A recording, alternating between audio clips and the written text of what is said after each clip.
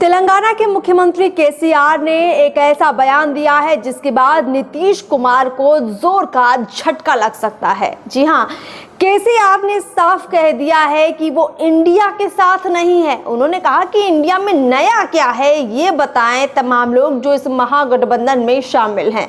तो केसीआर का ये बड़ा बयान इस वक्त खूब चर्चा में है, क्योंकि अभी तक ये माना जा रहा था कि जितने भी विपक्षी दल है नरेंद्र मोदी के खिलाफ एक साथ है, लेकिन केसीआर के इस बड़े बयान के बाद हलचल तेज हो गई है कि क्या अभी से महागठबंधन में टूट नजर आ रही है। क्या कुछ अंदर की बात है वो भी हम आगे इस वीडियो में आपको बताने वाले हैं। नमस्कार, मैं अर्पिता और आप देख रहे हैं पीओ भारत।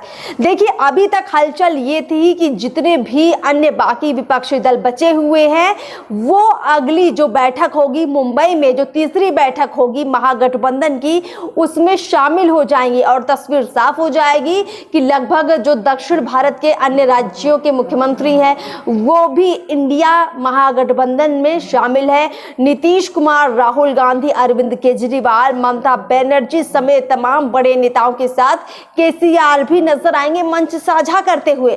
लेकिन केसीआर ने खुल्लम ये बात कहकर झटका दिया है नीतीश कुमार की उस कोशिश को जो वो पिछले एक साल से करते आ रहे थे नरेंद्र मोदी के खिलाफ। अब देखिए, अब लोग जानना चाहते हैं कि केसीआर ने आखिर ऐसा कहा क्यों। तो सबसे पहला मुद्दा तो ये है कि तेलंगाना में इसी साल दिसंबर में विधानसभा के चुनाव हैं। अगर हम तेलंगाना की बात करें तो यहाँ पर कांग्रेस मुख्य विपक्षी दल के रूप में खड़ी है केसीआर के सामने।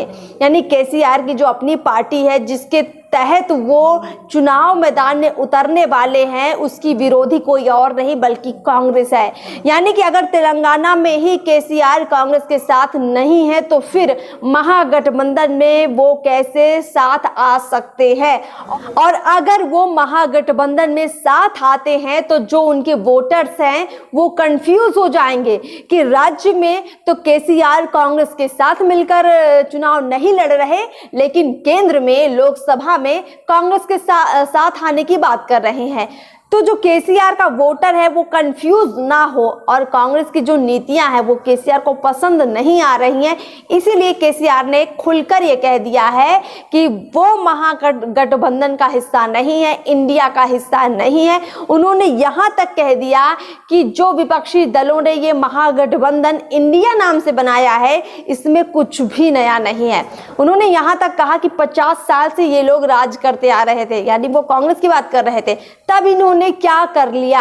यानी कुल मिलाकर वो एक तीर से दो निशाना साध रहे हैं केसीआर। पहला ये कि जो राज्य में जो विधानसभा चुनाव होंगे दिसंबर में, उसमें केसीआर किसी को भी साथ लेकर चलने के मूड में नहीं है और एक बार फिर से चाहते हैं कि तेलंगाना में उनकी सरकार बने और वो मुख्यमंत्री बने। ऐसे में अन्य दलों का विरोध करना जरूरी है। केसीआर ने यह भी साफ कर दिया कि वो बीजेपी के साथ भी नहीं है। यानी अगर लोग ये मान लें कि इंडिया के साथ नहीं है तो क्या एनडीए के साथ आ सकते हैं, क्या मोदी के साथ केसीआर आ सकते हैं? तो बिल्कुल नहीं। केसीआर ने इस पर भी खुलकर कहा है कि वो दोनों में से किसी भी गठबंधन के साथ नहीं है, चाहे बात केंद्र सरकार की हो, चाहे बात मोदी सरकार की हो या फिर बात महागठबंधन की हो, दोनों ही महागठबंधन के साथ वो सीट शेयरिंग नहीं करेंगे और वो अकेले दम पर तेलंगाना के अंदर भी चुनाव लड़ेंगे और 2024 का लोकसभा चुनाव भी वो अकेले ही लड़ेंगे।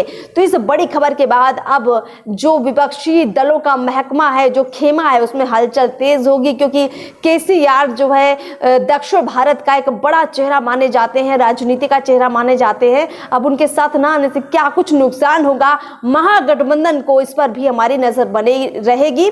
इस पर भी हम एक अलग से चर्चा लेकर आएंगे। फिलहाल इस खास खबर में इतना ही। चैनल को सब्सक्राइब कीजिए, फेसबुक पेज को फॉलो कीजिए। नमस्कार।